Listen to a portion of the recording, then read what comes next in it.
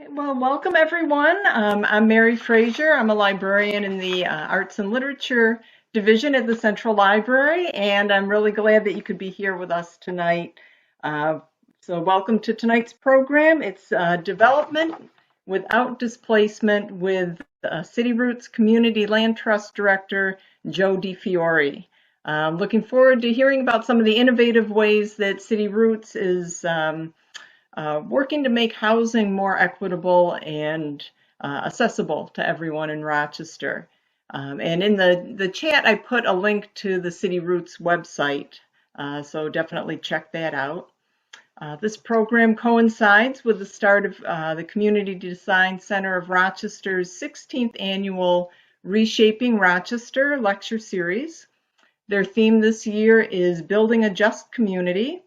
They're planning free virtual lectures and discussion groups every month, and that starts next Wednesday, which is January 27th, and it goes through June. So we're happy to support what they're doing, and I've put a link to that lecture series in the chat too if you're interested in registering for that. The next program that the library has planned that coincides with the Community Design Center lecture series is History of Rochester Parks with architectural historian Katie Eggers-Camo. That's April 22nd. And there's also a link in the chat for our registration page. So the City Roots Community Land Trust is a community-driven organization that was formed in 2016. And from their mission statement, we work to establish and promote permanently affordable, equitable housing in Rochester, ensuring development without displacement by empowering neighbors, having the community both own and manage land, and bridging socioeconomic divisions.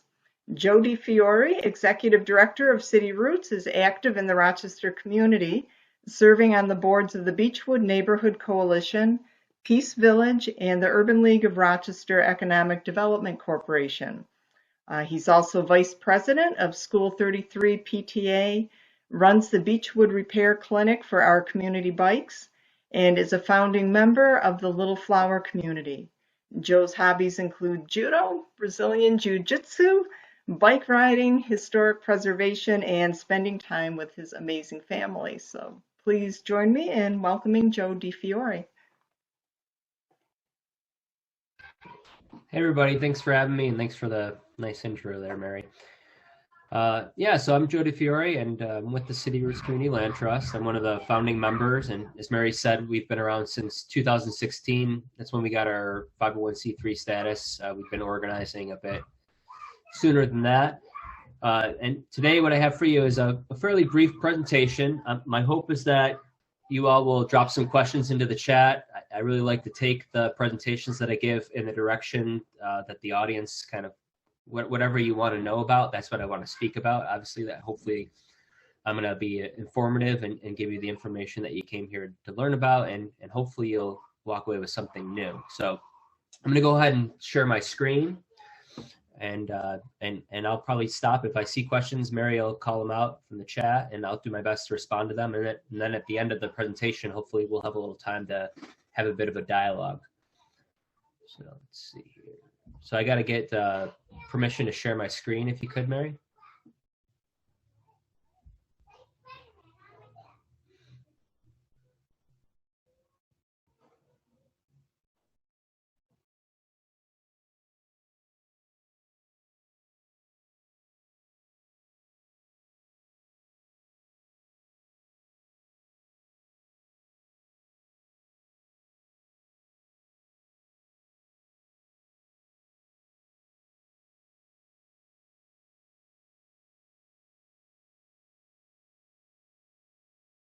Can you all see my screen?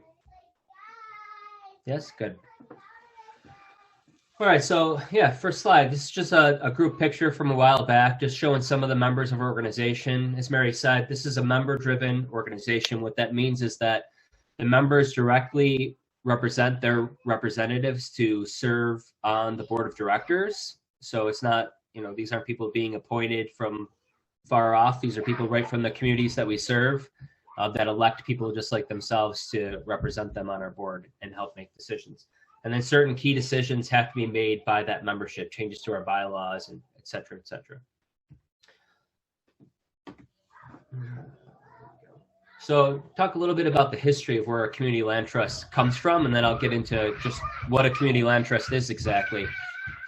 So the community land trust movement here in the U.S. really sprung out of the civil rights era. And as you can see here, this is referencing one of the oldest community land trusts in the country, which just celebrated its 50th anniversary a couple of years ago now. It's called New Communities, Inc., and it was in Albany, Georgia. And we had tenant farmers there that, everyone's very familiar with, I'm sure, a lot of the history of our country and the racism, et cetera, and the idea that although people had the right to vote on paper, there were various forms of intimidation going on and different ways of getting around that, poll taxes, et cetera, and all sorts of other discriminatory and racist practices happening.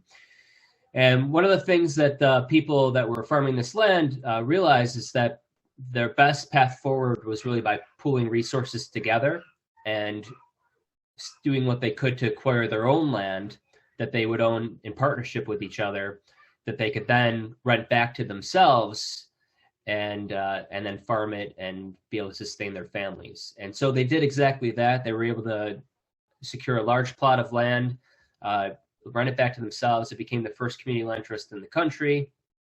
And they experienced some various hardships, again, due to racism. Severe drought hit the fruit belt in 2 years running. And all the white farmers were able to secure loans from the government. This being a Black-owned farmland was not able to secure the same loans. And unfortunately, their organization went belly up. And then to add insult to injury, the government then turned around and sold all of the land to a white speculator for much, much less than the land had been worth. But flash forward to today, there was a class action lawsuit among all the Black farmers that this had happened to. They won that lawsuit, and New Communities, Inc. won the largest settlement out of all the plaintiffs. And they were able to go back, buy a former plantation in Albany, Georgia, and restart New Communities, Inc. And now it's a model for other community land trusts and a kind of a mecca of sorts that organizations such as ourselves look to and for inspiration. Really great people were involved in there. The Kings and the Sherrods and various other figures in the civil rights movement, if you're into that. But I'm not going to dwell on that too much, but that's where the City Roots Land Trust kind of has its origins in the civil rights era. So what are community land trusts? So, I've touched on it a little bit. They're democratically governed organizations. There were nonprofits, of course. And what we try to do is purchase and then steward land for the people, by the people, with the people. And that can take on a number of different forms, but what we're best known for is providing affordable housing. And I'll talk a little bit more about that and some of the other things we do in the slides that are about to come up. The key thing about our organization, though, that you should remember, aside from the community control aspect, is that we're about permanently affordable. So what we're really trying to do here is remove the speculative aspect of land, recognizing that in this country, land is the original creation for creating wealth, right? And so if you accept that land can be owned, then we believe that land should be owned by the community and put to the public good, or at least a portion of it should be put to the public good through community ownership. And so we're about community wealth building through common ownership of land. And then that translates to various uses, which you'll see in a little bit. So here's a little infographic on what that might look like. So you can see, again, the community is owning the land. And up at the top, you can see that there may be various uses for that land. So there might be a single family home. There could be what's called a shared or a limited equity co-op in an apartment building, a condominium, multifamily rental, could be commercial, could be a community garden, could be a solar array. Whatever you can do with land, that's the business that we're in. And the idea is that we would then, if someone comes along and wants to utilize that land that the community owns, we would lease it to that individual or entity for 99 years with 2 options to renew. So a 299 7-year lease potentially. And what that does is gives those people with the lease full kind of reign over how they will utilize that property within the confines of the agreement that has been made between those 2 organizations. So a really common way that this is used is in commercial real estate, and you probably all are already familiar with this and maybe are not aware of it. So if you think about like a shopping plaza, for instance, you can think about somebody owns that plaza, maybe like Wilmerite or somebody. And within that plaza, though, there may be a McDonald's that's built on it and some other franchise that's built on top of it. Those entities all own the buildings that they occupy, right? Like McDonald's owns their own building. But that plaza belongs to Wilmerite.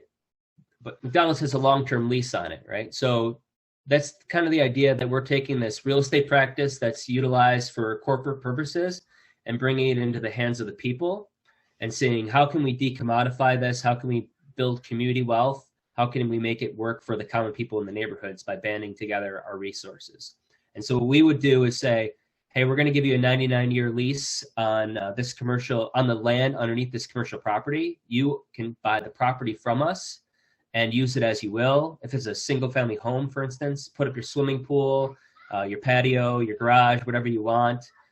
We don't have any say over that. What we do ask people in the single family home scenario, though, is that the house remain permanently affordable. And I'll talk a little bit more about that in a little bit as well. So here's what our organization does specifically. And again, as I go through, please, if I've missed something or gone over something too quickly, just feel free to drop a question in the chat and I can slow down and I can address whatever questions you might have. But our organization specifically has a mission which Mary really covered. But what it boils down to is the idea of development without displacement, community control and community wealth building, and I'm forgetting the third one. Community control, development of displacement, and permanent affordability. Those are the key things that we're trying to do here. And so that really sums it up in our mission and vision, but those are kind of the 3 bullet points that we like to hit on.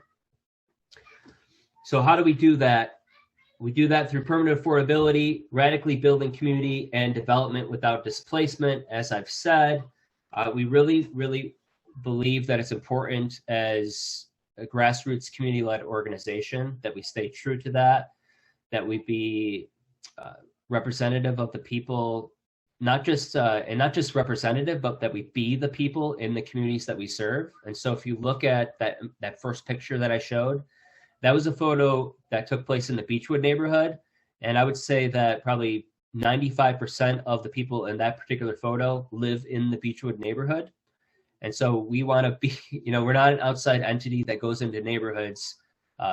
We are the people in the neighborhoods that are doing this work. And that's really important to stress because I believe it sets us apart from a lot of other organizations, particularly development organizations that do the work in housing and property acquisition. So permanent affordability, what does that mean when it comes to housing in particular? So you have here's a house that we just recently finished rehabbing, and this is a family that's going to be moving into the house. It's a house that we put about $95,000 into in total costs, and that we're selling for $65,000. So you've got right there a $30,000 subsidy. It's a house with a brand new roof, concrete driveway, a mini split, high energy efficiency heating and cooling system, hybrid electric water heater, hardwood floors throughout, brand new hardwood floors on the first floor, refinished on the second floor, tile, et cetera, et cetera. So this isn't like a lipstick kind of thing. This is a real, like, down to the bones. We redo these houses. We do high quality stuff, and then we sell them at a subsidized price. So you can see here's a couple photos and a little testimonial from Vanessa, who you saw in that last picture. And just to show, like, when we put in new flooring, we don't just say like, oh, this is the flooring's kind of crappy here, let's cover it all with carpet, the cheapest carpet we can find or whatever. This is actual hardwood that we put down, hardwood that you can sand. 30 years from now, you could sand this down and refinish it. It's actual hardwood. We put in new windows. These are soft touch closed cabinets, tile floor, so real ceramic tiles. stainless steel range hood. We've got a stainless steel stove and fridge in there. Really nice quality stuff that we try to do. It's got 2 bathrooms, a beautiful thing. And you can see, from Vanessa's testimonial there that this work really has an impact on people. And I'm really proud to be a part of it. So what we do with the people when we sell the house is we would say, to Vanessa, for instance, hey, Vanessa, we've got this house. We put $95,000 into it. We're going to give you a really great deal on the house. We're going to sell it for $65,000. We're going to warranty everything for a year. If anything goes wrong, we're going to be there to make any repairs. And all we ask is that if you ever decide to sell the house, that you pay that same deal forward to the next person. In other words, like, we're not going to sell it to you for $65,000, and then a week later you decide to sell it for $90,000, right? So what we do is we take that $30,000 that we've subsidized the house with, and we say that subsidy belongs to the community. That's kind of our contribution as like business partners, if you want to think of it that way. So when she goes to sell, she's going to take whatever equity she put into the house, whatever equity she built, and she's going to walk away with that. But that $30,000 subsidy, that's kind of our share as the community, and that's going to remain with the house. We're going to use that to make the house affordable for the next person. And of course, we're going to go through and update it and fix anything that needs to be. But a lot of the people that we sell houses to tell us, like, hey, we don't plan on ever selling it. We really love this house. We want to age in place here. So that always feels good to hear. We'll see how it goes. We're a pretty young organization, but I'd like to think that 50 years from now, some of these people would still be in their homes. Here's another house that we did. This one was, again, in the Beechwood neighborhood over on Melville Street. And you can see, again, this is, if you look at the bathroom on the right, this is high quality stuff. This one has a walk-in shower and a standalone bathtub. It's tiled throughout. It's beautiful. It puts the bathroom in my house to shame, right? So we want people to walk into these houses, and this house we sold for $50,000. Again, the house for this house, I think we put about $100,000 into. So we sell this for $50,000. We want people to walk in, bring your friends in, and they're like, wait, you paid $50,000 for this house? This is crazy. This bathroom is amazing. That's the kind of work we're going through. We do, we do the concrete driveways. You can see we do restoration on the outside of this house. So we restore the cedar shingles, the soffit. We got custom fabricated railings. We really try to go for the bells and whistles within reason, whatever we can. But we want the houses to stand the test of time. And so we try to use high quality materials whenever we can. And we also emphasize in our contractors women-owned and minority-owned businesses. And of course, if possible, we want to hire from within the neighborhood that we're working. Here's some more photos. You can see, the same house. We went through and refinished all the woodwork in the entire place. So, nice stuff. This is one of our rental properties. So we also do affordable rentals. We've got some before and after pictures. We just go in, and again, you can see before and after the kind of quality work that we try to do. And we rent, this was a 3-bedroom apartment, and the rent on that is $650 a month.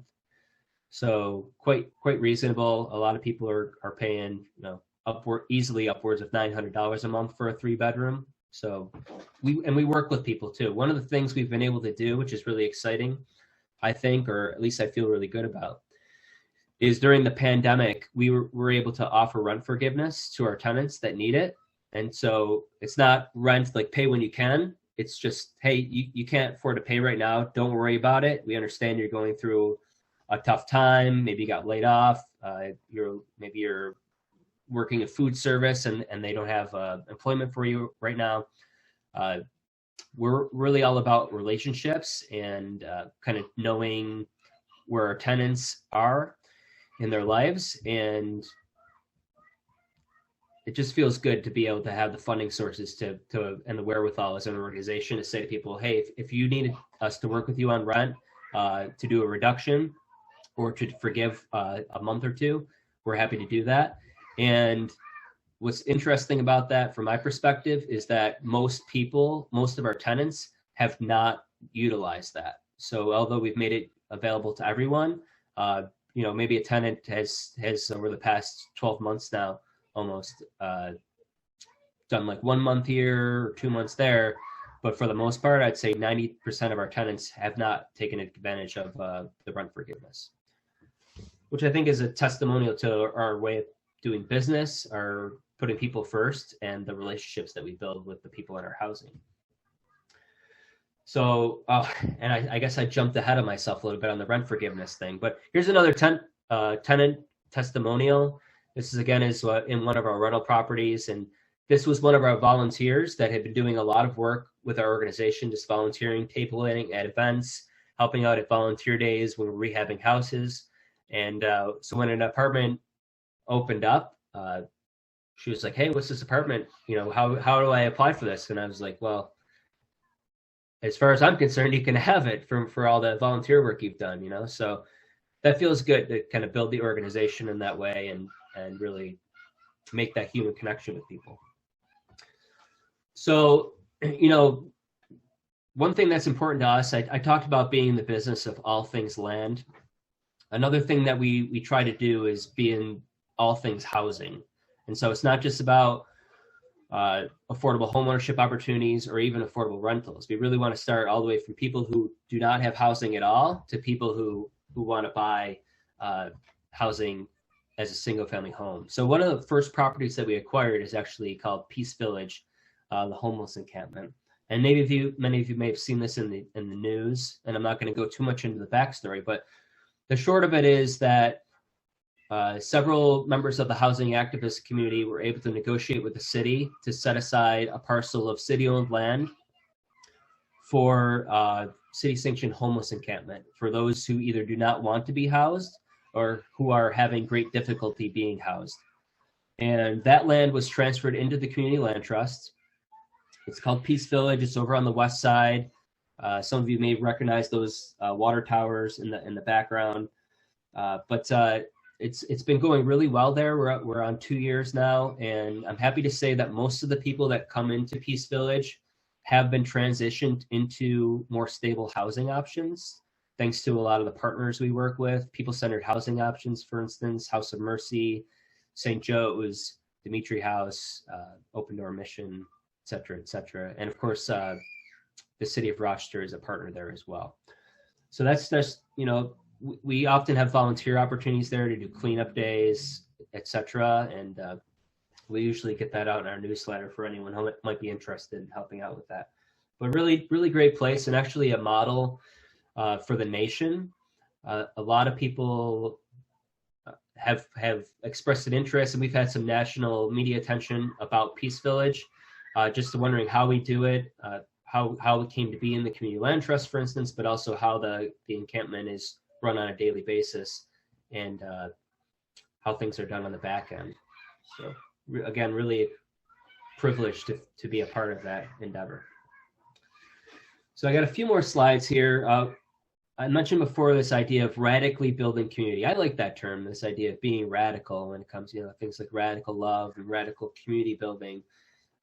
Just this idea of imagining a better world and then just radically working towards making it happen. I think that's a big part of what we're all about. And so, you know, we do stand in solidarity with organizations like Free the People Rock. I think that's important to name. And so we're members of the Police Accountability Board Alliance as well, and various other coalitions around upstate New York, in Rochester specifically, and on the national level that advocate for things, not just in housing, but in things that we see an intersection with. And we do see stable housing as foundational to working on a lot of the issues that we have in our society. And of course, in Rochester in particular, we have a very, very serious issue with poverty and housing instability. So along those lines, we're part of an alliance called the Rochester Housing Justice Alliance. We take lead on that along with the Rochester Citywide Tenant Union. The Democratic Socialists of America are part of that. Vocal Rochester is a part of that. Reach Advocacy is a part of that. And various other organizations, Metro Justice being another. And this is just a little rally we held outside of the Public Safety Building over the summer, advocating for some tenants, some various tennis issues, which thankfully the state listened to, and the city as well. And that's been going really well. But the sort of the power of advocacy and coalition building is what this slide is meant to showcase. And another thing we're working on is this idea of cleaning up Goodman Plaza.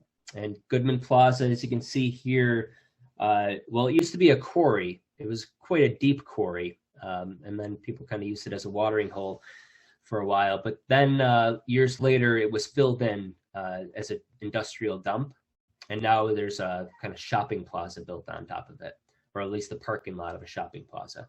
And so we're in the middle of a bit of an organizing effort to see what can be done with that space, how it can be turned from something that might be to the detriment of our community to something that could be an asset to the community. And potentially it could go into the community land trusts, but not necessarily. It's really just about that organizational aspect of getting people together, making them aware of their power in coming together, and seeing what resources we might be able to help bring to the table.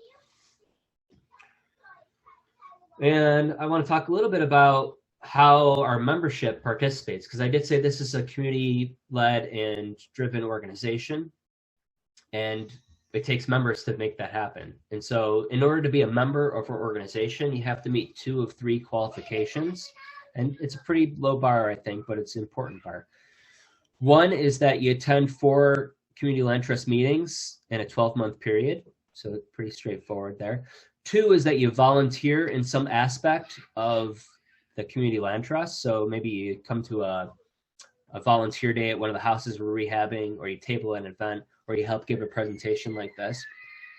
And 3 is you pay $25 in annual dues. And what's important about the 2 out of 3 thing is we thought it was important to make it so that if someone didn't want to pay the $25 or was unable to pay the $25, they had those 2 other options, so they could kind of buy in with their sweat equity and still be a member.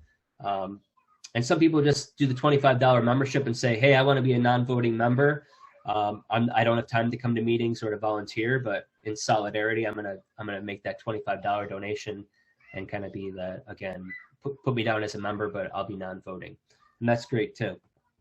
So members have certain privileges. They get to vote on all changes to our bylaws. They get to vote on who our board of directors is. They also get to nominate those people for the board of directors slates. We have a 12-member board. And of course, you stay in the loop on what we're doing. But the really cool thing about it, in my mind, is that when you're a member of the Community Land Trust, what that means is that everything that the Community Land Trust owns, you own, right? Because, like, I don't own the land that the Community Land Trust is as an individual. I own it as a member, and all the other members own that land together. And so you could have someone who maybe generationally never owned any land at all, and maybe is a renter currently, but if they're a member of the Community Land Trust, they own that land that the Community Land Trust owns. And that's not me being hyperbolic. That's like actually how it works. And why that's really powerful is that when you think about development that happens in a community, if you're at all involved in your neighborhood, for instance, or wherever you live, just, you know, development's happening somewhere, you may be invited to have a seat at the table and the decision making, or, you know, they might want to know, like, oh, what do you think about, should we paint the outside of this building purple, or should we make it green? You know, you might have some superficial involvement in that sort of thing, but you don't have the real power, you don't have the real guarantee that your seat is at the table, because it's not really your table. It's your table only if you actually own the land, right? Because that's kind of what our society is based around, this whole idea of that, like, property ownership rights. And so for better or for worse, if you don't have those property ownership rights, you don't really have that guaranteed seat at the table. Through the Community Land Trust, when we acquire property, we actually put it to our members, what do you want us to do with this land? And it's the membership's job or ability or privilege or right to say what we get to do with the land. And that's a really powerful thing. And so we can organize as community members to acquire land in a given neighborhood. And once that land has been acquired, the community has the ultimate say within, applicable zoning laws, etc., what to do with that land. And for me, that's really exciting. That's really powerful, and that's when you get down to it, a big part of what the community land trust is all about. So that's my final slide. I want to open it up to questions and comments. And if you hated everything I just said, you can go ahead and say that too. I got thick skin, but hopefully some of it resonated with you, and hopefully you have at least a few questions because we got a bit of time left. Otherwise, I'm just going to be talking to myself for a while longer. Okay, I'm gonna thank you, Joe. That was really interesting, and I didn't see any questions in the chat, but I'm going to um, if anyone has questions and wants to be unmuted, go. Okay, I see. Okay, I see a question. Do you have to live in the city to be a member? Yeah, great question. That was from Gina, right? Yeah. So, you do not have to be. You do not have to live in the city to be a member, but you do have to live in the city to be a voting member. And so, what that comes down to is really what I was saying before: is that we want to be representative of the communities in which we serve, and so we don't want to, we don't want to have 1,000 members in the surrounding suburbs, and then they're kind of electing who the board is, and then the board is working in A, B, C, or D neighborhoods within the city, right? That just wouldn't be true to what we're all about. But of course, we need supporters from all over, and so we have many members and donors who live in the suburbs and even out of state. They just don't get to vote, for instance, on bylaws changes and land use, etc. But good question. Hi, Joe. Thank you very much. Very interesting presentation, and I'm just delighted to see the work that you guys have been doing. I'm Orlando Thomas. I'm a member of New Hope Free Methodist Church in Union Street. Pastor Scott Sedig is our pastor. And we have been tasked, the working group, to form a community development corporation in the Market View Heights community. So I was just curious, if you guys operate only in your current area, or is there any possibility of you doing such work in areas such as Market View Heights or anywhere else in the community? And the second question I would like to ask is, seeing that the mayor last year, I think she started this initiative of Faith in Action, housing and neighborhood development. So it's along that line, I think Pastor Scott has tasked us to look at the Community Development Corporation in Market View Heights. Do you partner with any other organization, and what does that look like, such as a Community Development Corporation? Yeah, great questions. Great questions. So first off, I think unless I'm mistaken, I think a couple of our CLT residents are actually members of your congregation. Yeah. Yeah. Yes. Yeah, great people. So they live. I showed pictures of their house over on Melville Street, actually.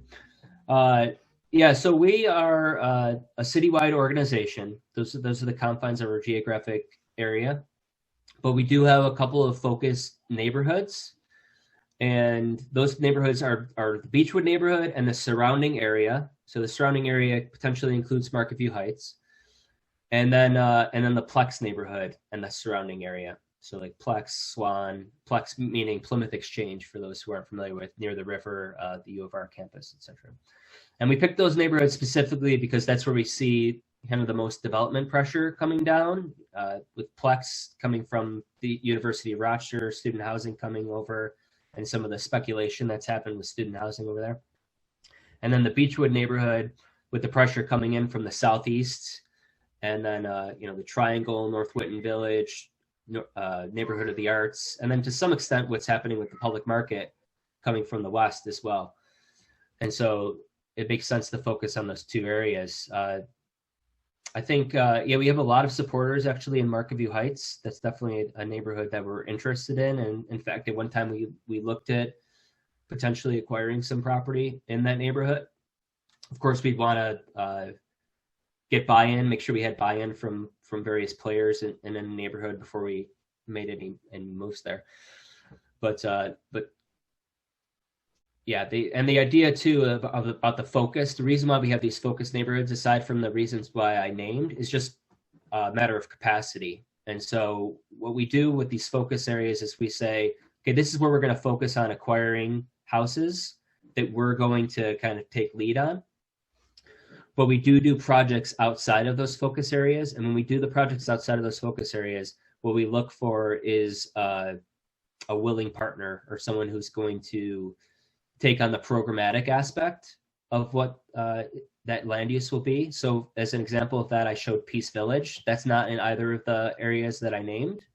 And that actually has its own nonprofit called Peace Village, which takes care of the back end stuff for that. And we're also doing working on a project with Reach Advocacy on doing a tiny home village, potentially over on St. Paul. Again, that's outside of our focus areas, but Reach would be doing the programming on site. So we're able to have the capacity to do that. So kind of segueing into your second question, yes, we do partner with other organizations, always happy to. Just a matter of sitting down and talking about what that might look like. And in fact, not only are we happy to do it, but it's kind of crucial to the work that we do, because our wheelhouse is really in acquiring land and then stewarding its use in perpetuity and ensuring its permanent affordability and helping to build that base of folks on the ground and the grassroots support around it.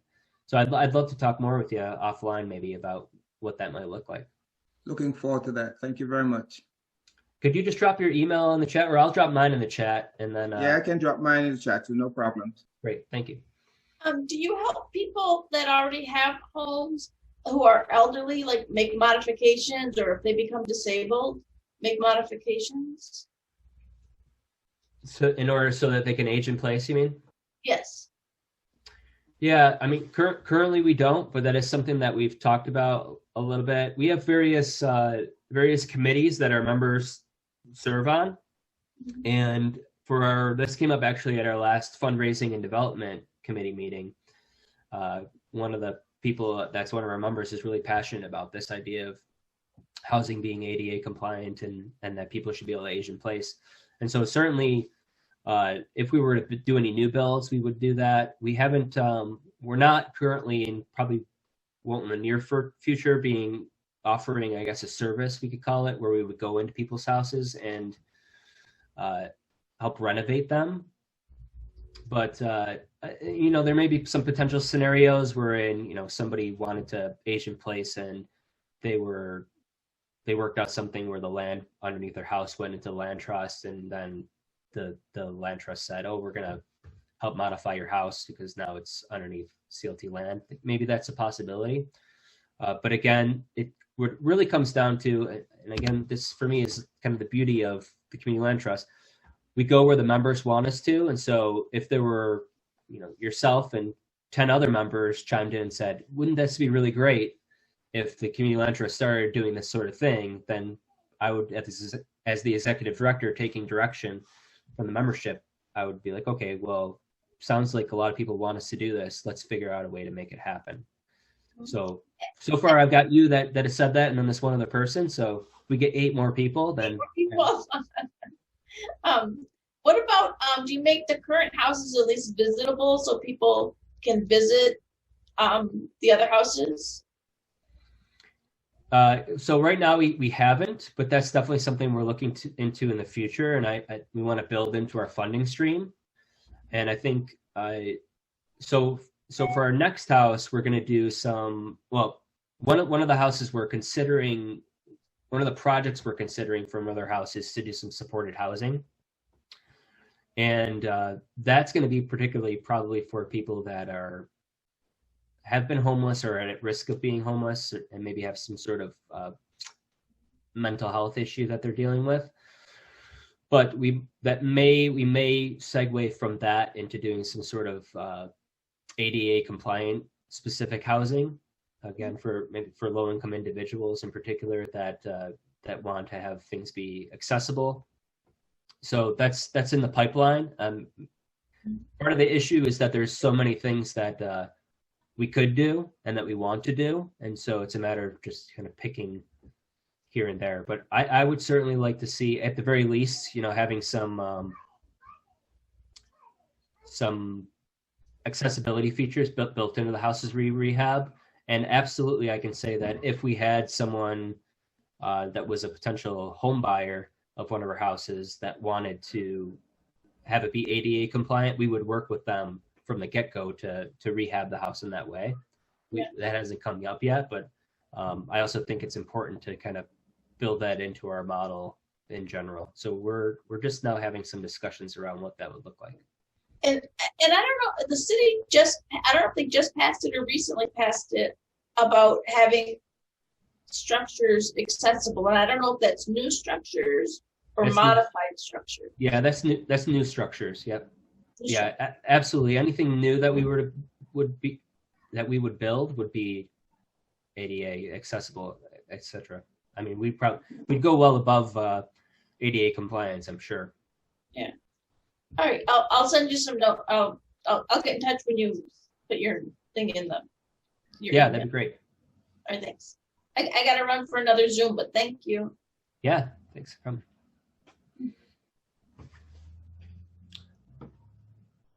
Okay, and I see a couple questions popped up in the chat.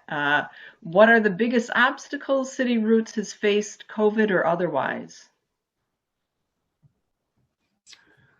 Biggest obstacles. So, I mean, one of the things about COVID that was interesting is we actually closed on 4 more properties the day that we got through our partnership with the Rochester Land Bank. We closed on those the day that City Hall closed down. And so that was interesting because everyone was around the country, or at least around New York or in Rochester certainly, was kind of like, what are we supposed to do now? Like, how do we function at this point? And we just, at this point, inherited a bunch of tenants that lived in these houses.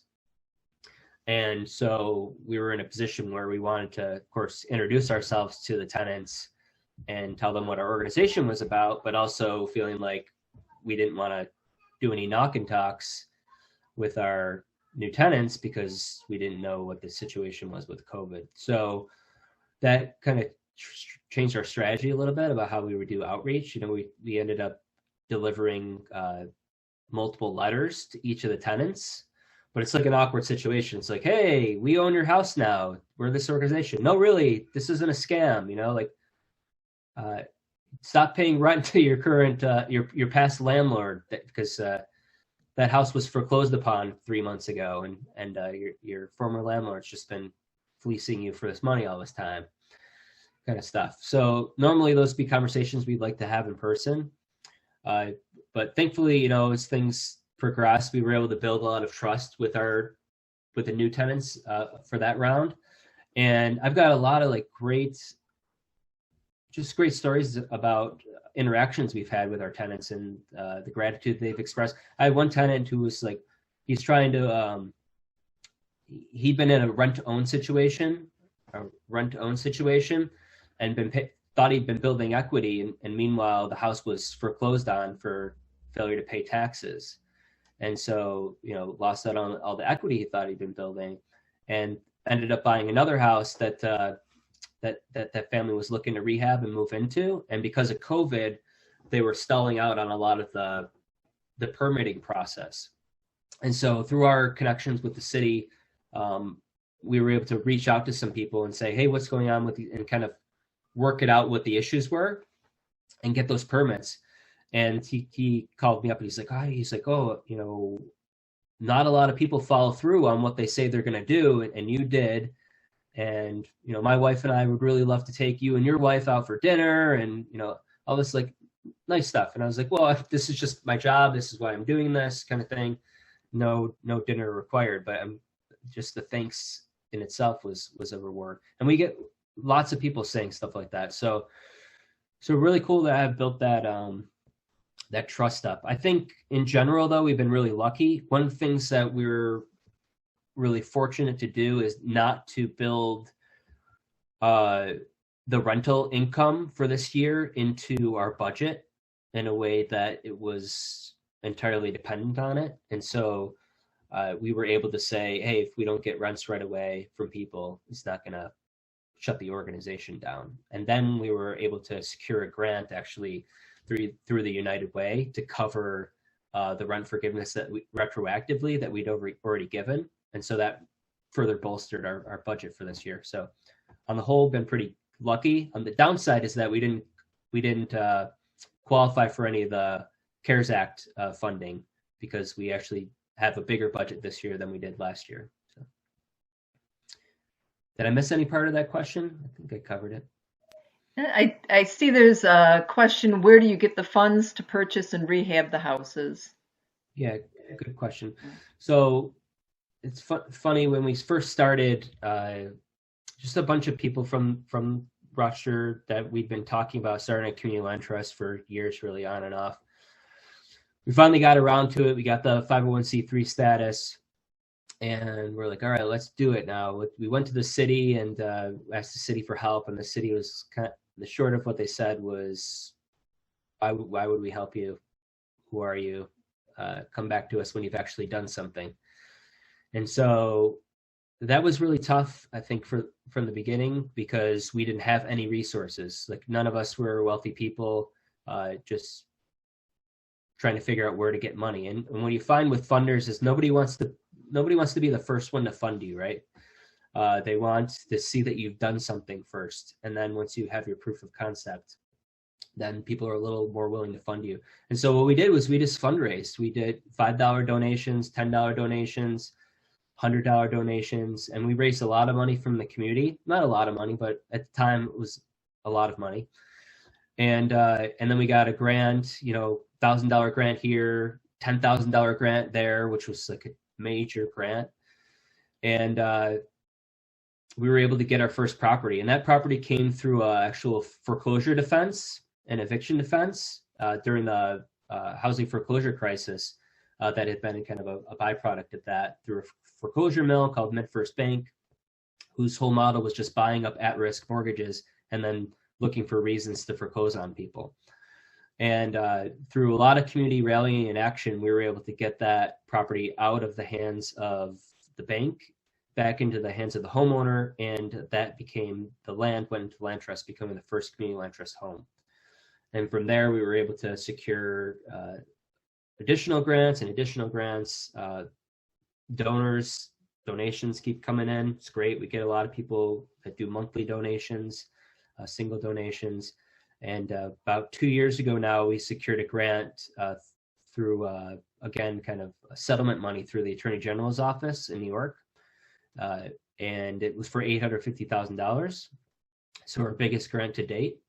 And that really helped us with a lot of capacity building, bringing staff on board, and bringing us to where we are now. And so, now people are willing to give us $50,000 grants, $200,000 grants, et cetera, et cetera.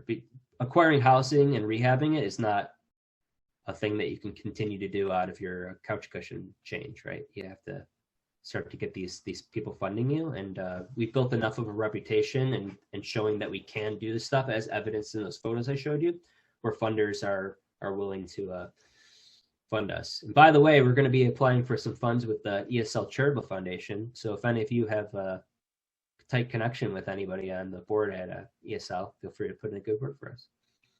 And how is your relationship now with the city? We have a good relationship with the city. Yeah, we're partners with the Rochester Land Bank, and I saw a question in there about the land bank. So we definitely have a tighter partnership with the land bank than with the city, but we do have a good relationship with the city.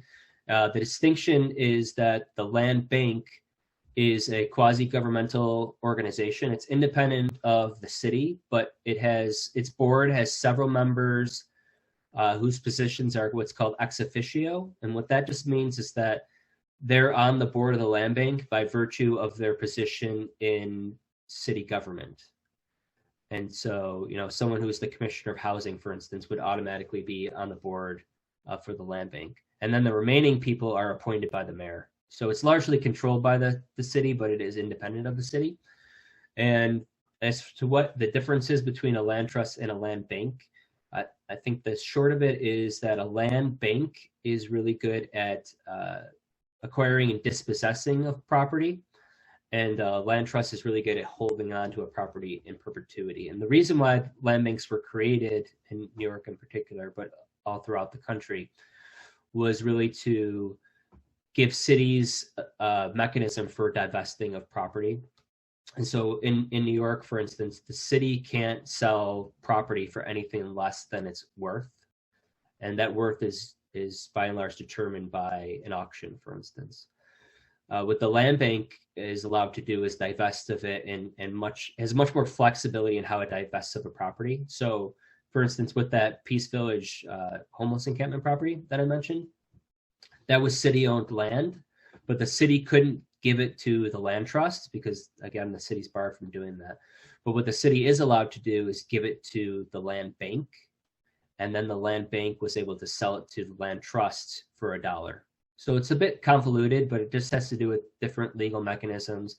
And the short of our relationship with the land bank is that when there's a tax foreclosure auction, instead of having to bid on the houses that we want, the land bank utilizes what's called a preferred bid, and they acquire the houses for what the starting bid is. So if there's $7,000 in back taxes, that's what the land bank will acquire it for. And they take it off the bidding roll right at the beginning of the auction. And then through our partnership with the land bank, we get to take the house for $7,000. And so it actually averages about $10,000 a house. We've done 5 houses with the land bank. So that's obviously a good way for us to go acquire properties, but it is a mixed bag. So these are properties oftentimes where people didn't think it was worth paying taxes on because there was a hole in the roof or all the copper had been stolen or other significant damage was done to it and needs to be rehabilitated.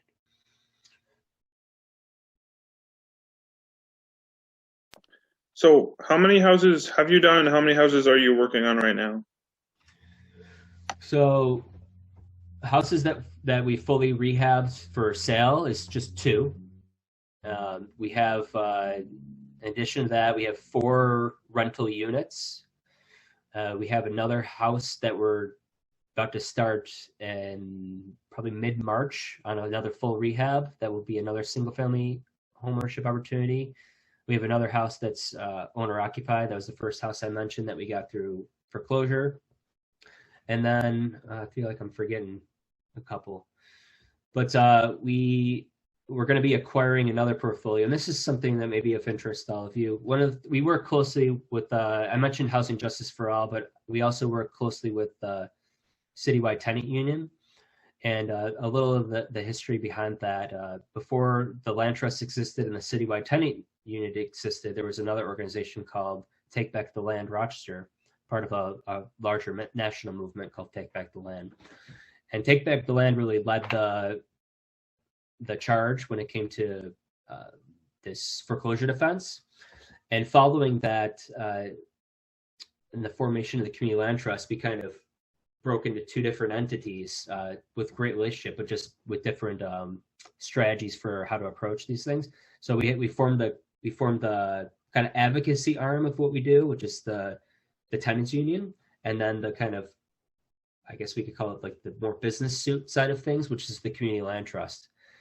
And so what we're doing now, to some extent, is the tenants union is organizing various buildings, apartment buildings, for instance, but other property holdings as well, with the goal of trying to get those properties sold to the Community Land Trust.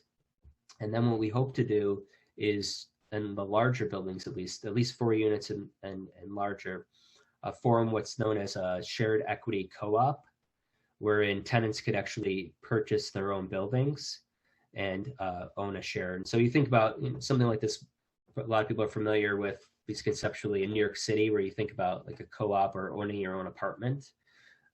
And the same thing is possible to do up here in Rochester. And it's a model we're really interested in expanding to here. And so we've actually just, it sounded like we're going to get a fairly large grant to do some advocacy work around that. And this ESL grant that I mentioned is going to supplement that. That's going to allow us to acquire a portfolio of properties, up to 12 additional properties over the coming year. So hopefully that answered your question.